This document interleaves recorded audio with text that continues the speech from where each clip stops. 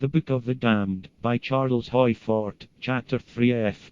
There is, in human intellection, no real standard to judge by, but our acceptance, for the present, is that the more nearly positive will prevail. By the more nearly positive we mean the more nearly organized. Everything merges away into everything else, but proportionately to its complexity. If unified, a thing seems strong, real, and distinct.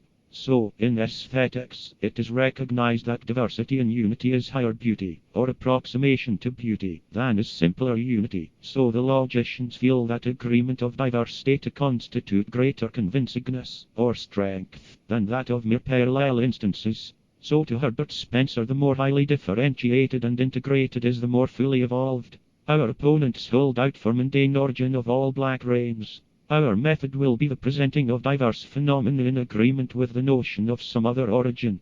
We take up not only black rains but black rains and their accompanying phenomena. A correspondent to Knowledge, Volume 5, page 190, writes of a black rain that fell in the Clyde Valley, March 1, 1884. Of another black rain that fell 2 days later. According to the correspondent, a black rain had fallen in the Clyde Valley, March 20, 1828. Then again March 22, 1828. According to Nature, Volume 9, page 43, a black rain fell at Marlsford, England, September 4, 1873. More than 24 hours later another black rain fell in the same small town. The Black Rains of Slains. According to Reverend James Rust, Scottish Shires, a black rain at Slains, January 14, 1862. Another at Carluke, 140 miles from Slains, May 1, 1862. At Slains, May 20, 1862. Slains, October 28, 1863. But after 2 of these showers, vast quantities of a substance described sometimes as pumice stone, but sometimes as slag, were washed upon the seacoast near Slains. A chemist's opinion is given that this substance was slag, that it was not a volcanic product. Slag from smelting works.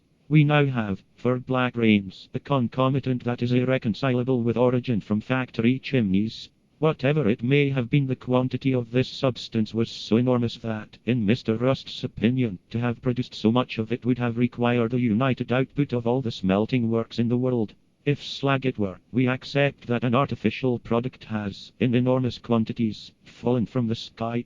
If you don't think that such occurrences are damned by science, read Scottish Showers and see how impossible it was for the author to have this matter taken up by the scientific world. The first and second rains corresponded, in time, with ordinary ebullitions of Vesuvius. The third and fourth, according to Mr. Rust, corresponded with no known volcanic activities upon this earth. Law Science Portus, Volume 11, page 26.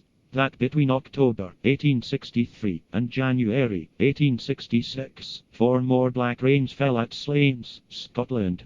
The writer of this supplementary account tells us, with a better, or more unscrupulous, orthodoxy than Mr. Rust's, that of the 8 black rains, 5 coincided with eruptions of Vesuvius and 3 with eruptions of Etna.